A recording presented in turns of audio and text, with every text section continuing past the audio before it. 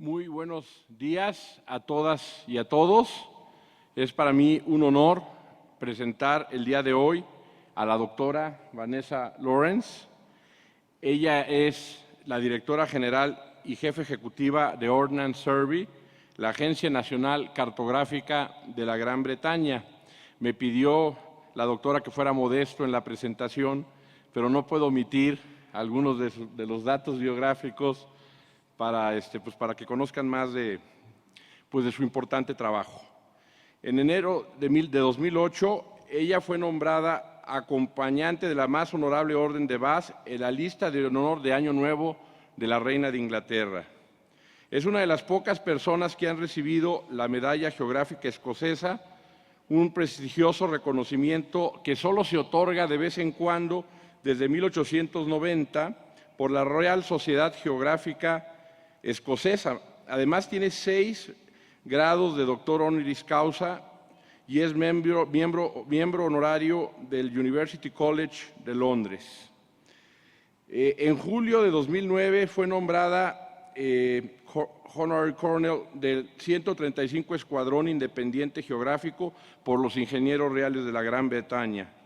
En enero del 2011, Vanessa fue reconocida como la personalidad geoespacial de la década, como bien mencionó el presidente del instituto el día de ayer cuando la presentó. Ha sido consejera del gobierno británico sobre cartografía, topografía e información geográfica y fue fundamental en la entrega del Place Matters, la ubicación estratégica para Reino Unido, para la estrategia de mediano y largo plazo para la información geográfica. Recibió su formación empresarial de la compañía de publicidad Pearson plc antes de unirse a la Agencia Cartográfica Nacional. Tuvo cargos directivos en Autodesk. Es vicepresidente honoraria de la Asociación Geográfica y miembro del Consejo de la Real Sociedad Geográfica. Es también profesora invitada en la Universidad de Southampton y en la Universidad de Kingston. Es companion en el Instituto Colegiado de Administración, geógrafa colegiada y miembro de la Real Sociedad Geográfica, del Real Instituto Colegiado de Topógrafos y del Instituto de Ingenieros Civiles Topógrafos. También ha sido elegida miembro honorario de la Real Academia de Ingeniería. En octubre de 2011, Vanessa fue nombrada, como bien mencionó también el presidente del instituto, el doctor Sojo, copresidente del Comité de Expertos de las Naciones Unidas sobre Administración de Información Geoespacial Global. Acerca de su presentación del día de hoy, la doctora Vanessa Lawrence va a hablar sobre el papel tan importante que juegan los datos geoespaciales precisos, confiables, fidedignos y mantenidos adecuadamente para incidir en el desarrollo económico y social en el orden local, nacional y regional.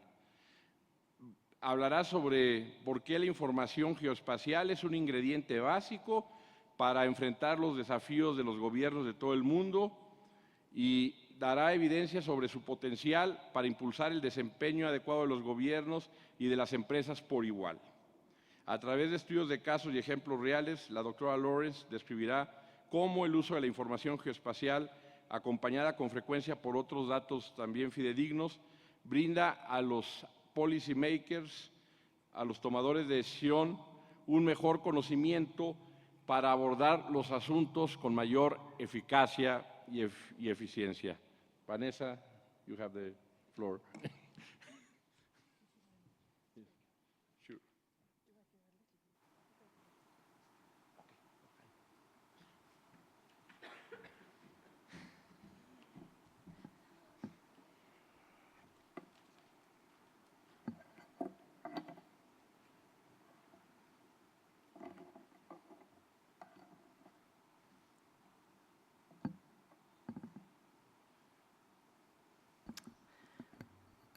Good morning, ladies and gentlemen. Wow, I did say short. I'm most honored. If by any chance you don't have a translation unit and you wish to go and get one, please do and come back. Because forgive me, I am going to speak in English. Over the next half an hour, I would like to give you a little insight into how high quality geospatial information actually can make a real difference to economies, both in terms of decision making, in terms of efficiency, and in terms of being part of the critical infrastructure of a country. Now, some people might be saying, what do you mean by high quality geospatial information? So for my Mexican colleagues, I think they may recognize this building just off Hanover Square in London. And what you're seeing there is what we in Britain call the master map of Great Britain, and we're seeing the geography of the Mexican embassy.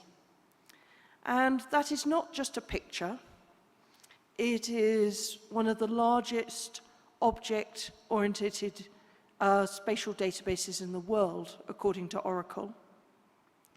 An Ordnance Survey makes 10,000 changes per day across England, Scotland, and Wales to reflect the changing part of the countryside, and we make it into the master map of Great Britain.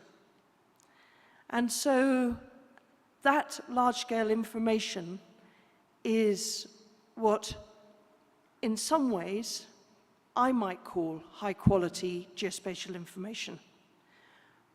But actually, it doesn't have to be a topographic layer that's effectively, even though we don't talk about scale nowadays, but it was collected at 1250 scale or 2500 scale, and making those 10,000 changes a day.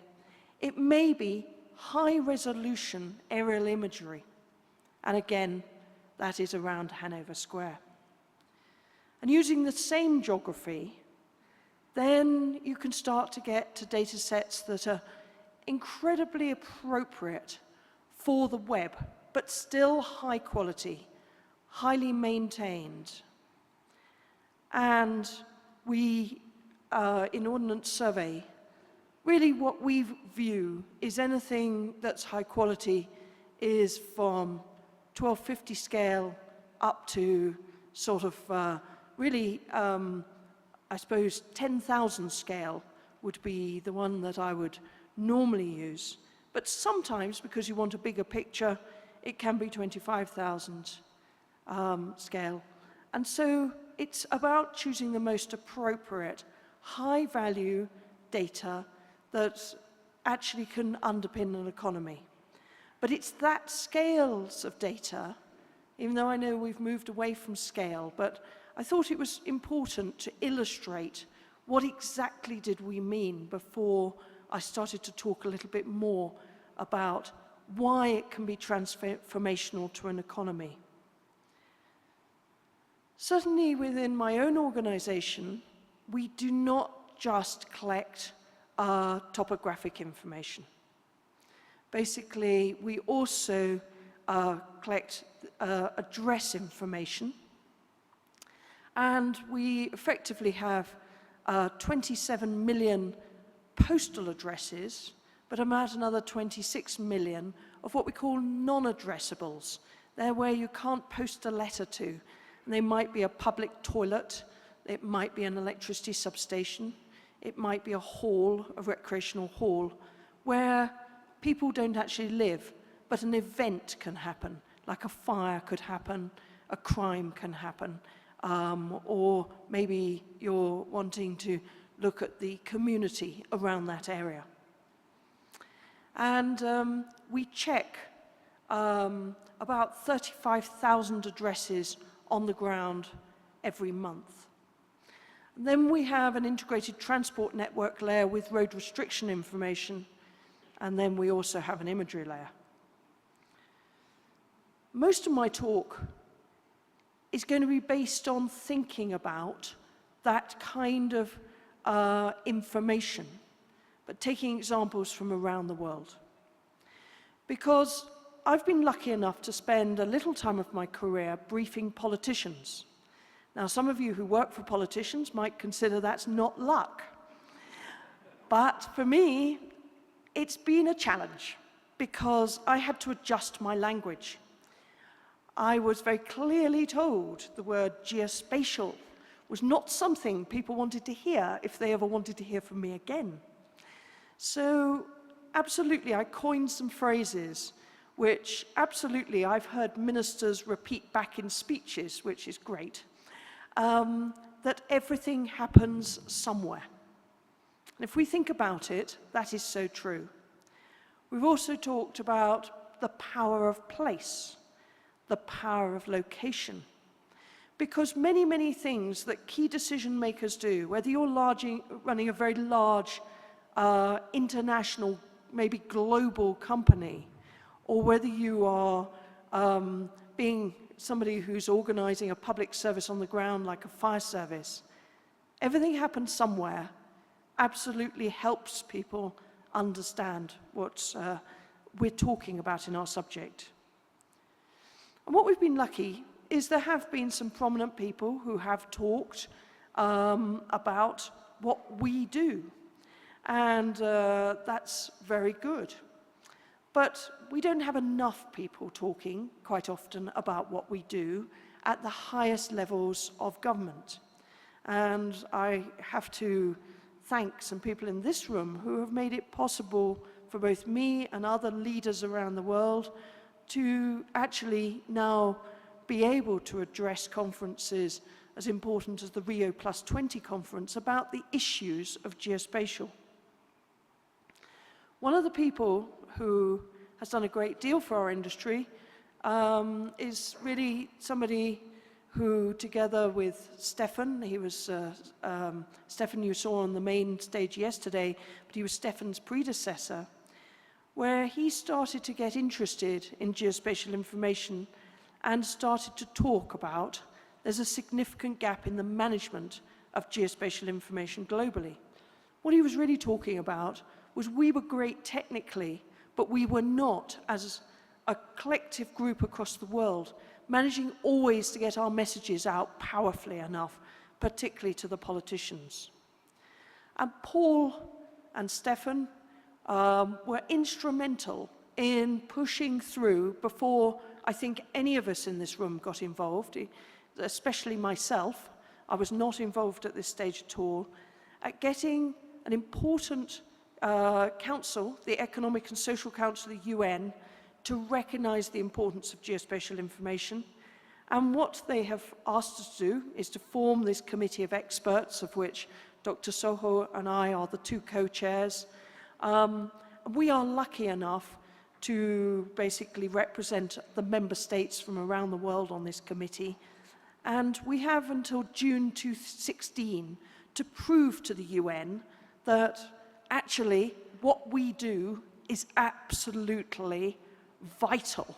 It's part of the vital infrastructure of the world to solve some of the world's problems. And I think it's great that Paul said things like, just like statistics, every country must have authoritative, trusted, maintained, definitive mapping data.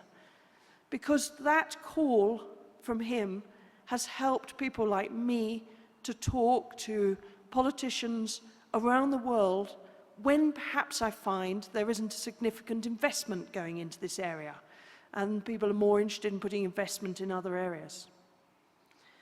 So we did attend the Rio +20 conference, and we were delighted to see that within the outcome document, the words reliable geospatial information were in twice. We were also pleased, and you might think, well, this is jolly easy, but actually it's not easy to get into your Deputy Prime Minister's speech, particularly when he's only got 5 minutes, and you yourself have got a lot more time to speak. But having something in his speech is more important than having it in my speech. So the good thing was he also talked, and he was from the main stage and I wasn't, about the importance of reliable, trusted geographic information is now recognized. And that made a difference, certainly to the European leaders, and he was followed by the American leader, and apparently they had a discussion about it, which was great. There have been many forums held since UNGGIM was formed, and this year we've been lucky enough to host the Cambridge Conference, which has been running since 1924, and it's for the heads of national mapping authorities from around the world. And also run back to back with it was the third session of UNGGIM, and they were all held in Cambridge in England this year. But at the interface between the two was an important event that really made my mind think about how things were changing. We often in UNGGIM have ministerial sessions, and whether you're from Mexico or whether you're from other countries, if you think your minister would like to come along and talk at a ministerial session, then please contact me, Greg, or Stefan, because we would love to hear from you. But at this session, we had, I think, 8 ministers. And the minister from Namibia stood out in what he said. With total passion, he said, Namibia is a country which water is so scarce. Spatial data is only below water in its significance in all discussions and all investments going on in my country. And I have to say, I've seen the Director General of Namibia. I used to actually know Namibia extremely well 15 years ago, where they had poor resources in spatial data. And the investment they've put in, and the leadership they've put in, and the world-class learning they've done to absolutely understand its importance going forward.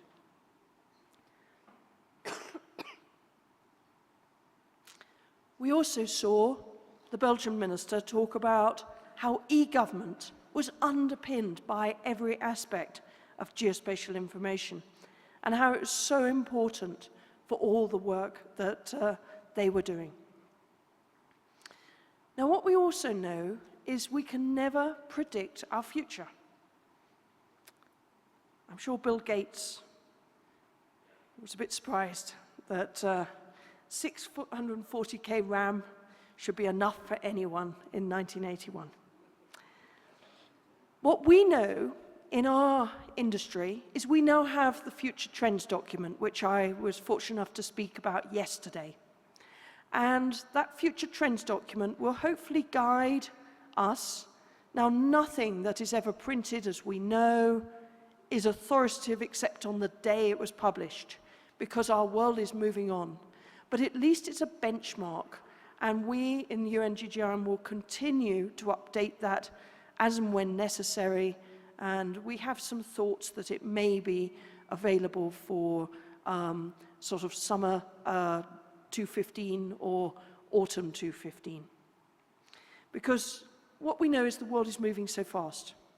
Now, I have to thank my colleague, Dr. Lee, who is head of UNGGIM Asia Pacific, for the next few slides. But I wanted to show you the importance that certain countries put front foot spatial data.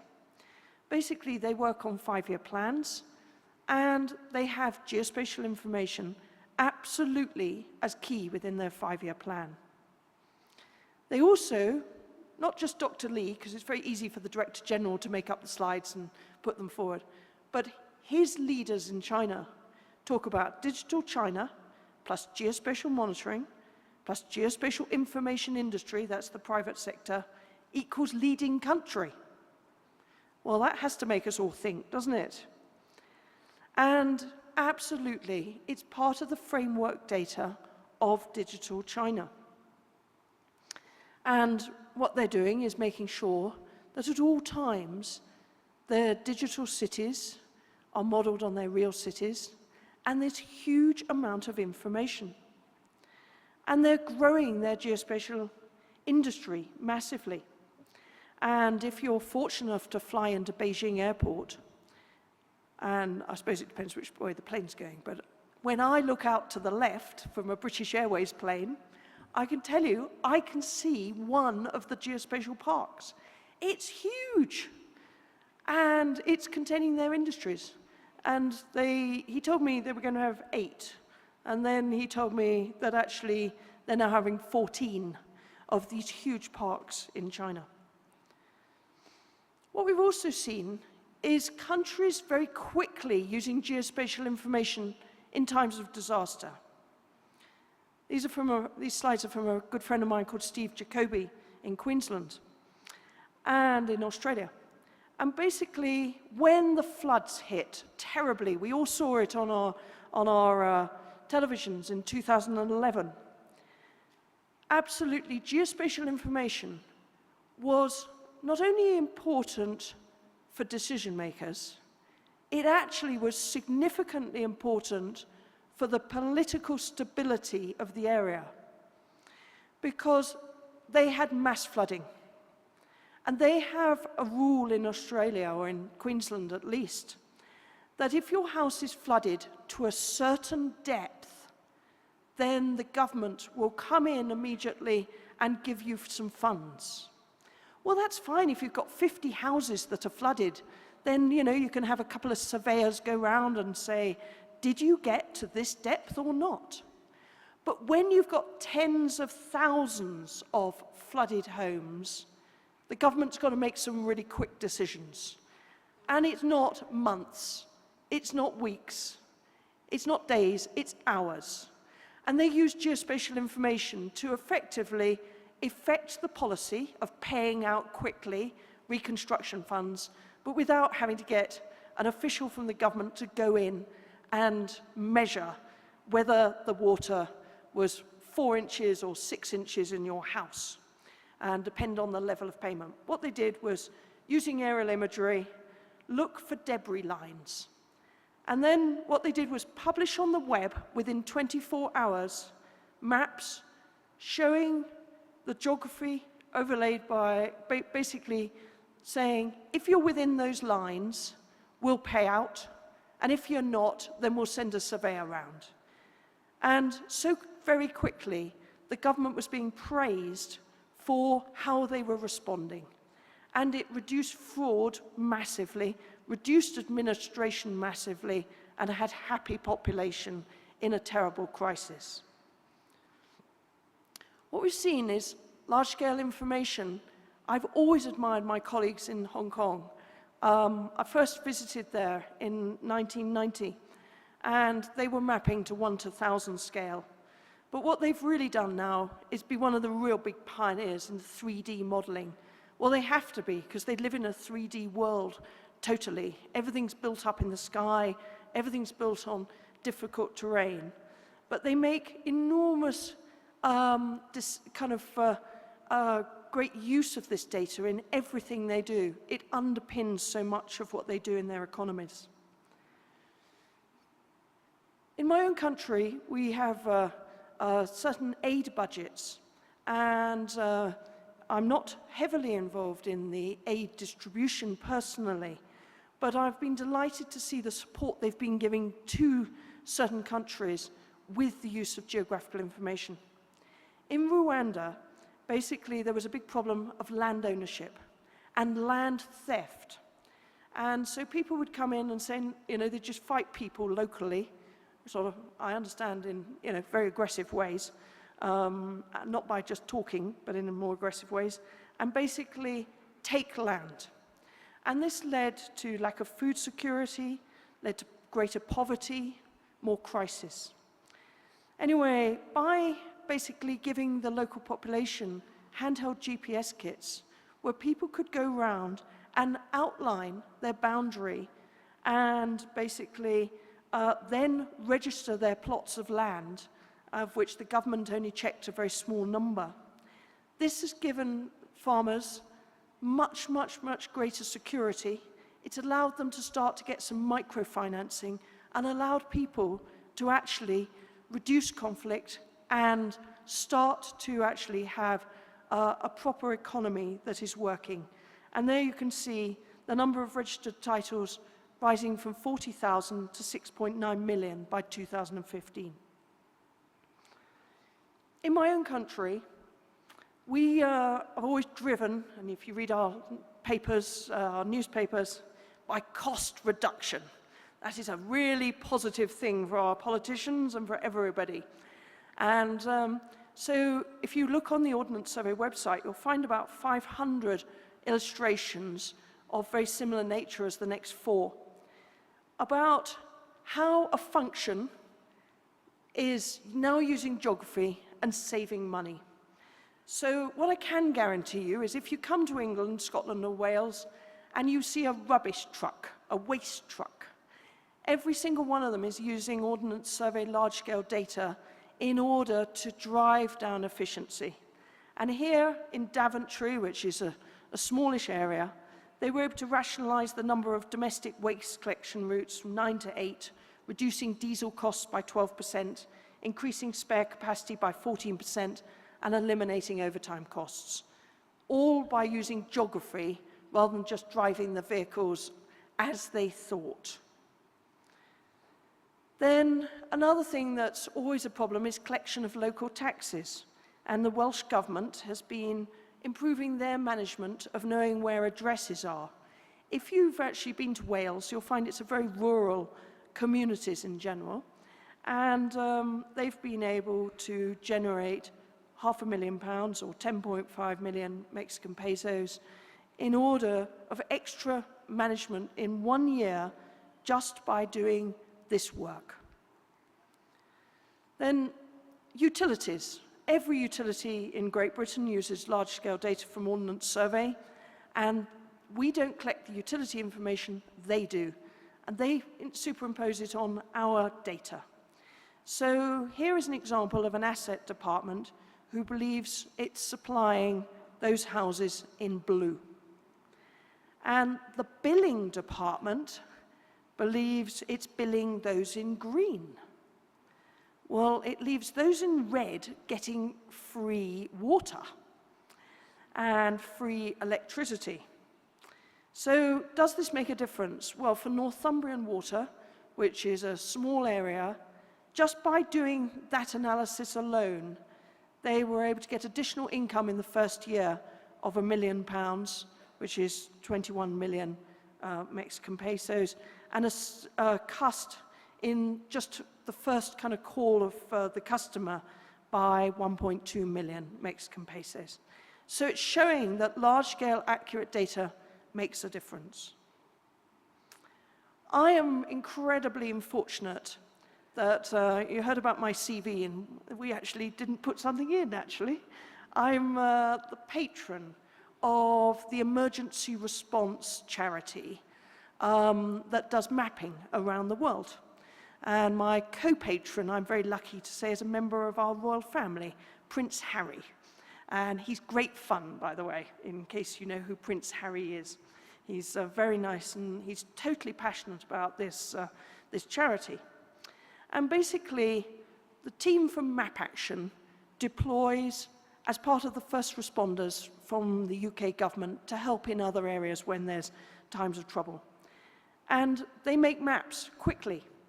And so here is, after the typhoon, they had only arrived in the country 1 day before.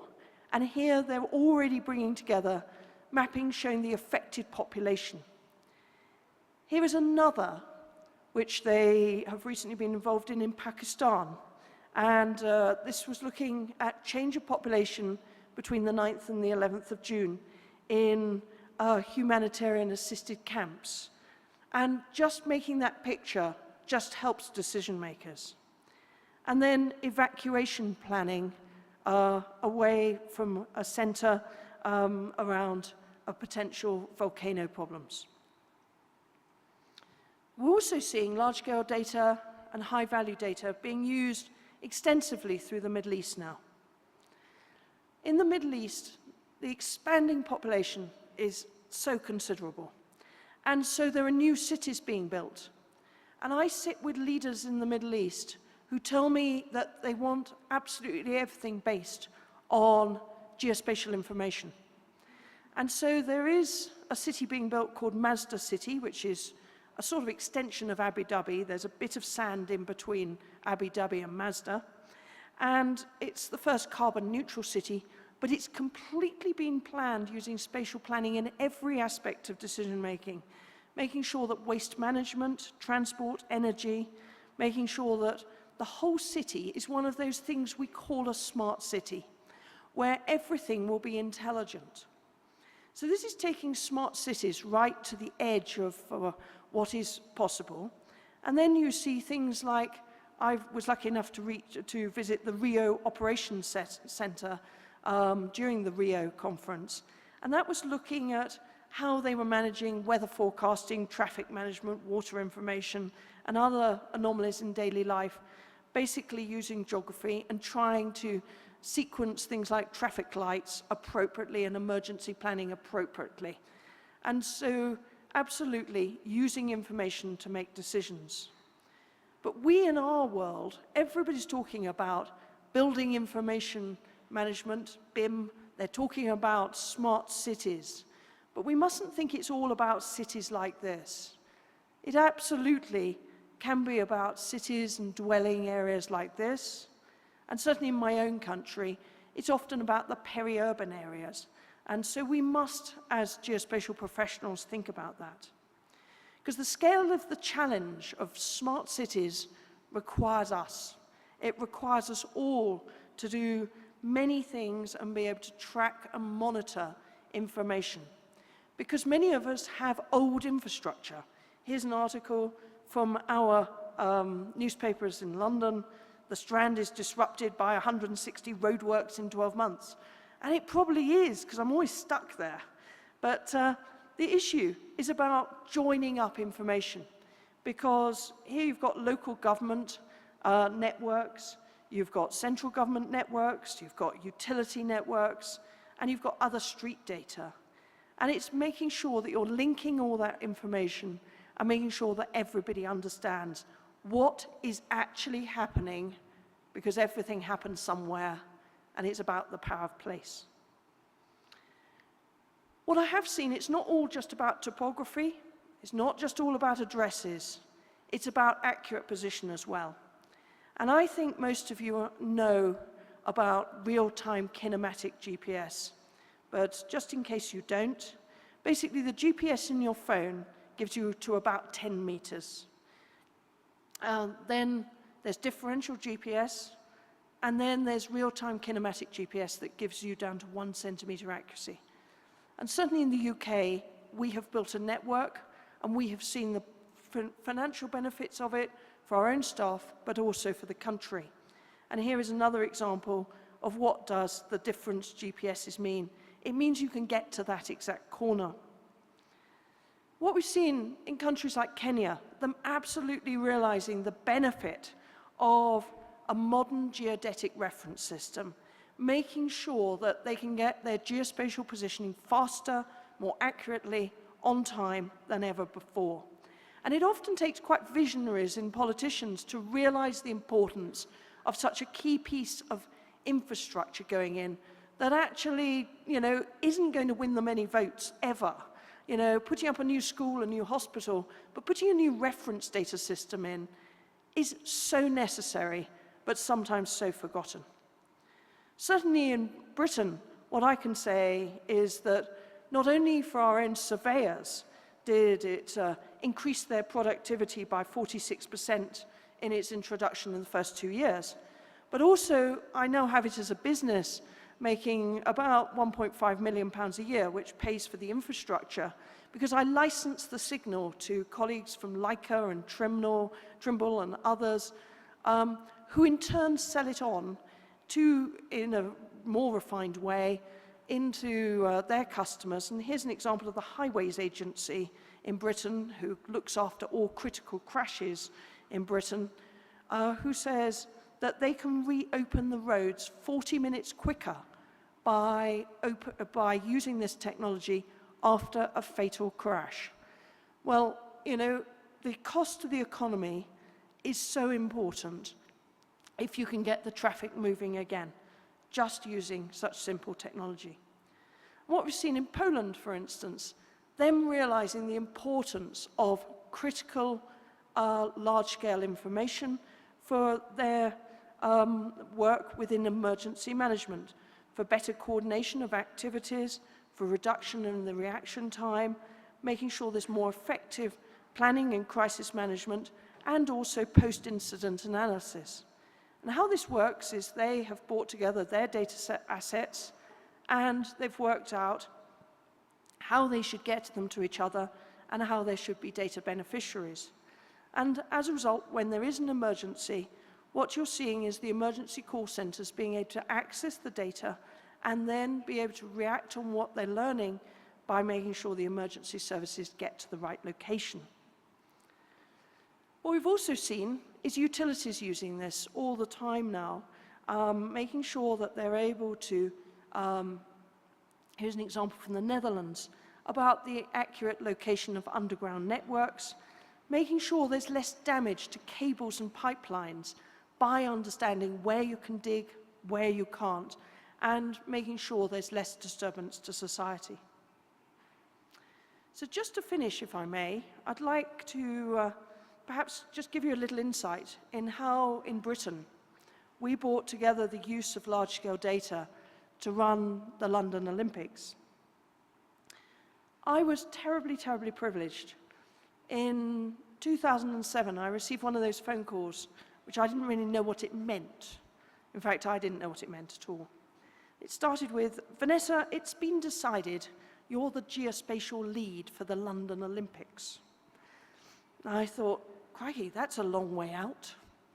I secondly thought, isn't that the military or isn't that the police? And then I realized that, of course, we were just about to run a civilian games, so it wasn't the military. And of course, it wasn't just the police, there were so many other organizations.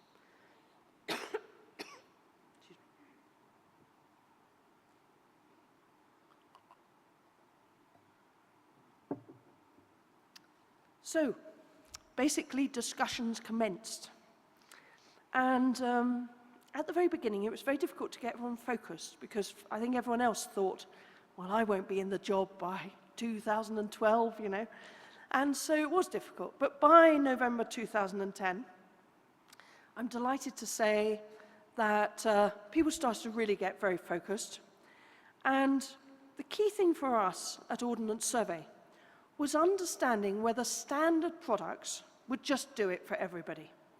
Because, as you saw in the previous slide, there were many, many different stakeholders who were involved in this. But when I talk about many, I'm talking over 50 in the end, different organizations who were going to collect and maintain and use geospatial information. What soon became evident was, for the very first time, Ordnance Survey was going to have to move away from standard product to fulfill the customer need. We were going to have to move into making bespoke products that were specialist for this community, because they needed information collected faster, they wanted larger scale, they wanted many new attributes, they wanted greater synchronicity, and they wanted it now. And so we worked together to work out exactly what products they did want and where they wanted them. And what was absolutely staggering to me was the buffer zones, the huge buffer zones they wanted around not just Olympic Park that we all saw lit up on the opening ceremony. They wanted them around all the training grounds. There were over 200 training grounds in Great Britain. They wanted them around all of the other geography that was around, that was going to host the rowing, host the cycling, host the sailing. So it was a rather big task. But of course, we were all starting from next to nothing. Here was Olympic Park in August 2001, and even in May 2008. It wasn't really very much, but we were flying it as often as we could get into airspace in London. And of course, it started to emerge. To let you into a secret, there are two funny parts of this. We were flying it, and here is something that we caught one Sunday morning. Here was somebody, we thought practicing, but they couldn't be because no sports athletes were allowed in. But what we found was a security guard going round and round on the circle of where the hammer throw was, obviously living his own dream. The other thing was very secret. was on the 30th of June, 2012, a member of staff came in to me and said, Vanessa, we've captured something and we don't know what to do, because we had a mandate to put every piece of data out to the 50 partners. And I overruled it, because we had captured the opening ceremony practice. And that would have been the image that every newspaper around the world wanted to know. And we had managed to capture about 7 minutes of the opening ceremony build-up. So we didn't disseminate it. So at the same time, we also had to update master map all the way through. And to make sure it had all the details, we had to also update and create all the new venues. Here was the whitewater rafting out at Lee Valley, making sure we had all the geography. But the thing that I think I'm most proud about is when you look at that junction, you don't think very much of it. But what I can tell you is basically in 16 square kilometers around Olympic Park, 8 square kilometers around many of the other venues, we had to collect every tree, every drain, every lamppost, every water meter cover, which is just the size of my hand, everywhere around the area. We collected 157,000 extra features just around Stratford across 82 feature classes, and 500,000 features collected, and every single one ground verified by Ordnance Survey staff working quite secretly because we didn't want the newspapers to know what we were doing. And we suddenly made a new master map where there was every utility, every lamppost, every drain, every light, every aspect that any terrorist could attack.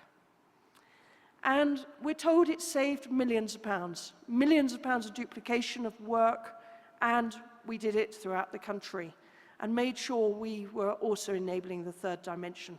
We got that synchronization that we also said we would have. And then what we also did was we had this wonderful team of middle managers who worked together as a coordination group, tackling all the difficult things, communicating regularly through a secure portal, and even devising for the first time common symbology across all of the emergency services.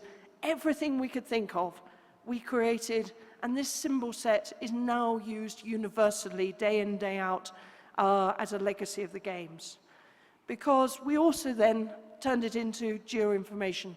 For the first time, Ordnance Survey did all the analysis, which wouldn't be our normal job. This would normally be perhaps in other people would do it. But we did the Olympic route network. Those were the special lanes that the athletes could go along, working out the turn-by-turn changes that would happen.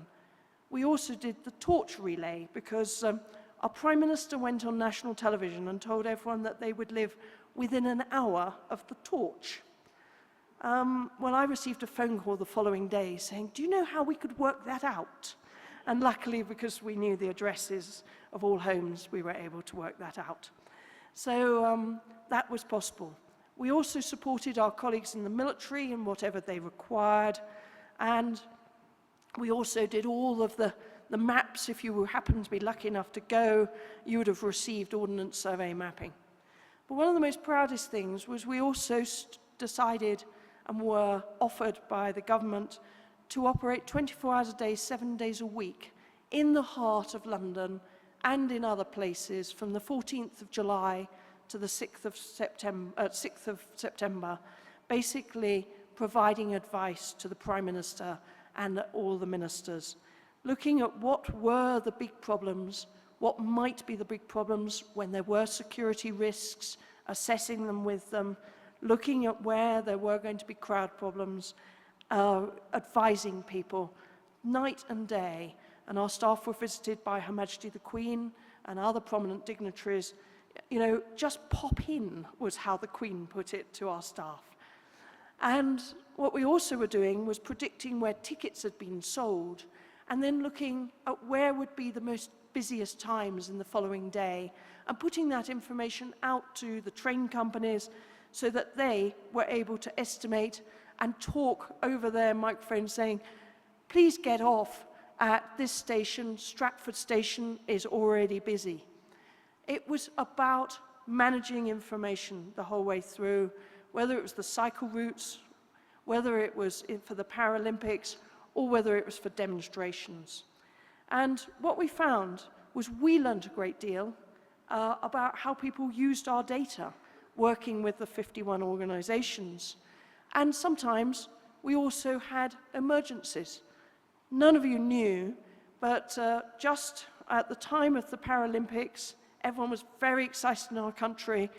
The big events were going into the stadium that night, and some of us had to talk to various people about whether the air quality was going to be insufficient to hold the Paralympic finals that night, when you've got tens of thousands of people already traveling, because, unbelievably, one of those rubbish tips where all the rubbish trucks go to put their waste caught fire. It wasn't terrorism, it was just a plume. And luckily, we were able to report that the plume would absolutely not affect the air quality. So I hope that's given you a little bit of an insight into why I believe high-quality geospatial information is an essential ingredient for all economies. Thank you.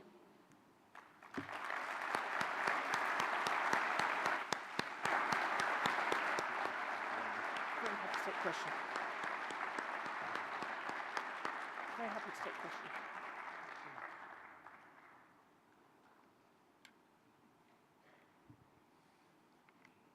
No sé si hay alguna pregunta por parte del público.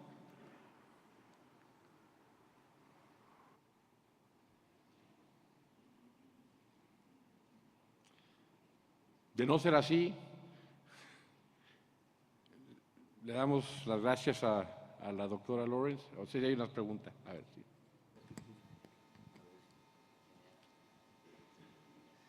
Buenos días. Dentro de los grupos de la ONU con respecto a la información geoespacial, hemos visto que la parte de integración del relieve submarino no está incluido en este grupo. Entonces, ahí la pregunta es, ¿hay algún comité que integra a ambas informaciones?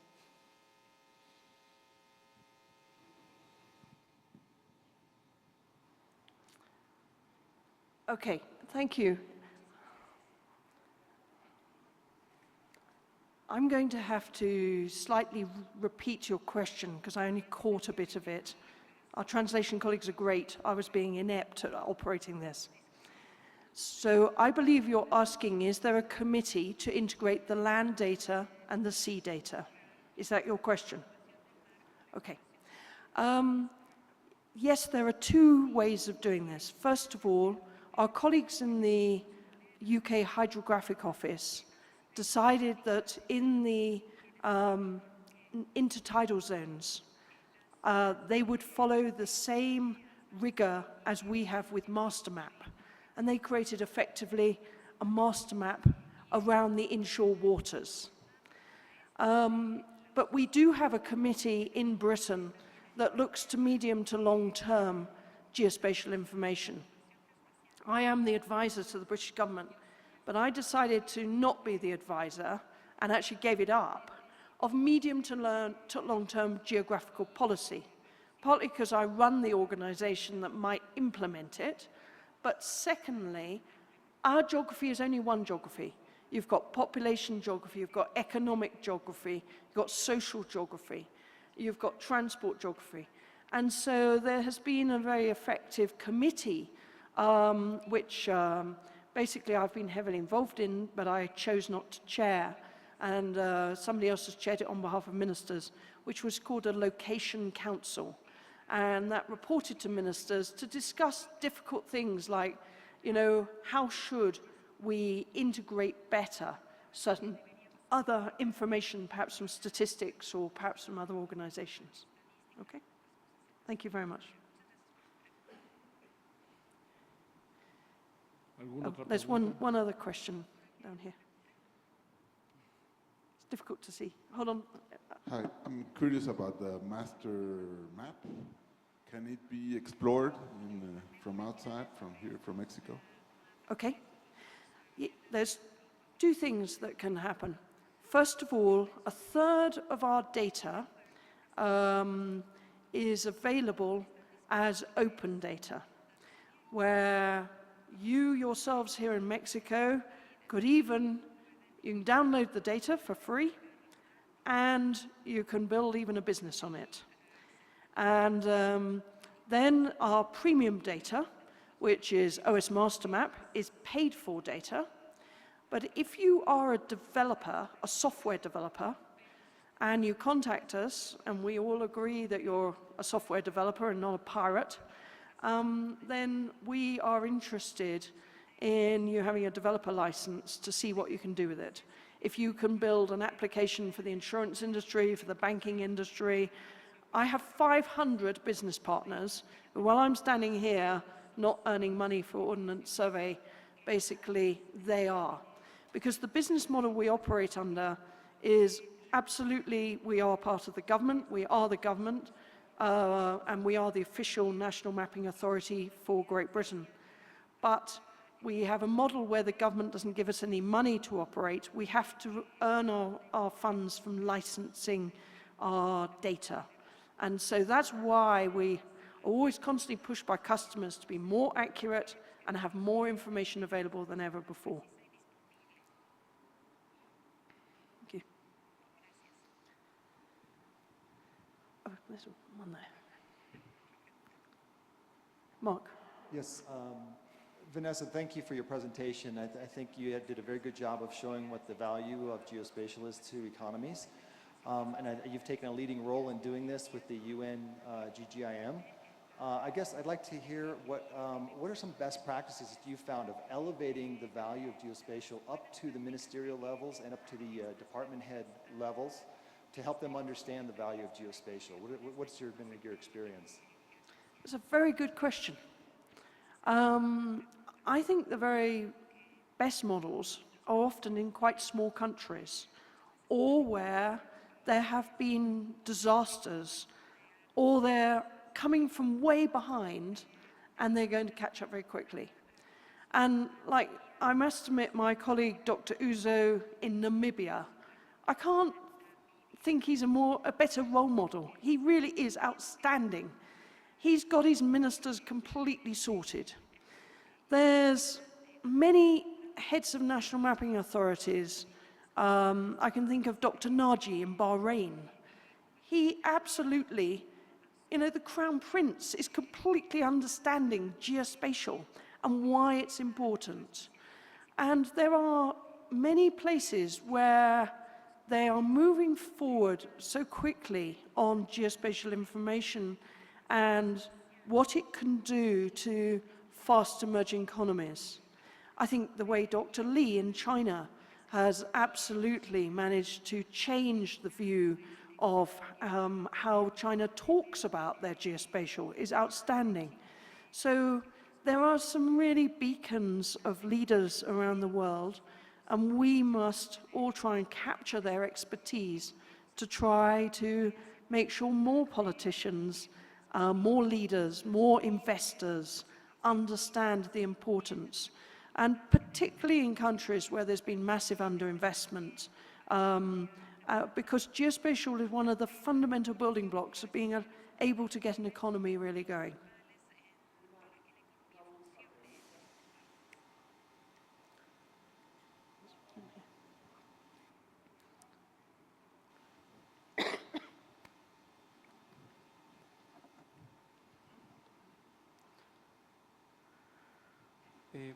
Gracias por la presentación, me parece excelente, estoy realmente fascinado.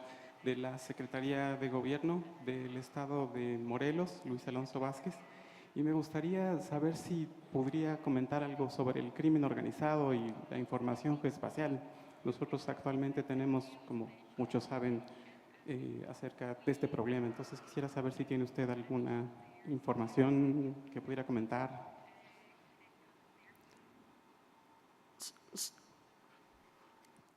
Certainly, thank you.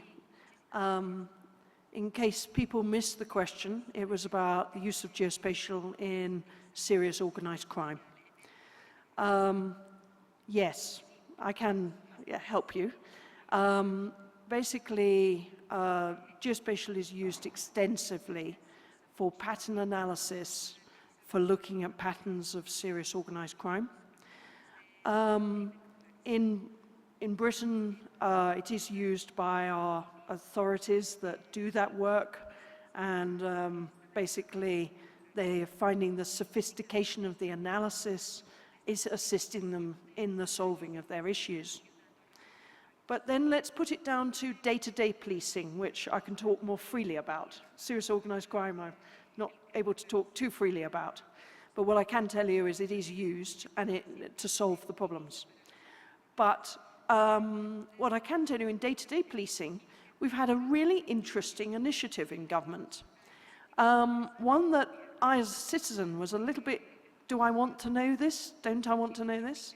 Basically, it was decided at very highest levels of our cabinet that there would be a website called police.co.uk where you could go on, you'd look at large-scale information, you'd be able to see what the crimes were around there. And it would tell you who your local police officer was and things like that. Now, I live in a village where there has been some crime. People come out of central London to this village and steal the cars. And it's really interesting because it shows you the roads that are being targeted and the roads that aren't. But it's actually changing people's perceptions about crime, because actually, quite often, the fear of crime is much greater than the actuality of crime.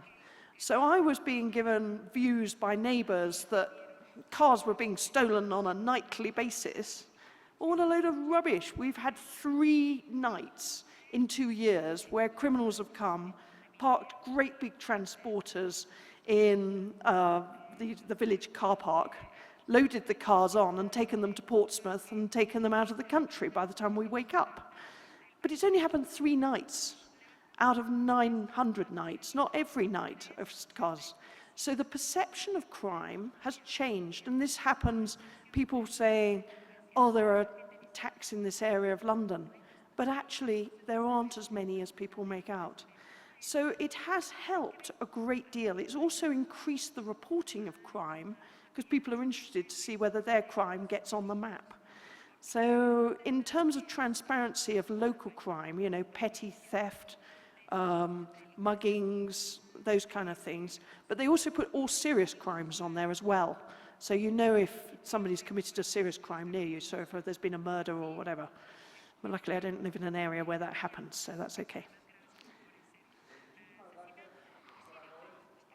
Regalos para usted.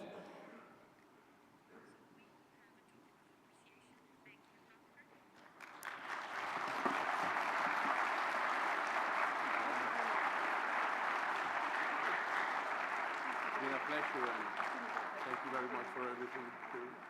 Very interesting talk. Yes.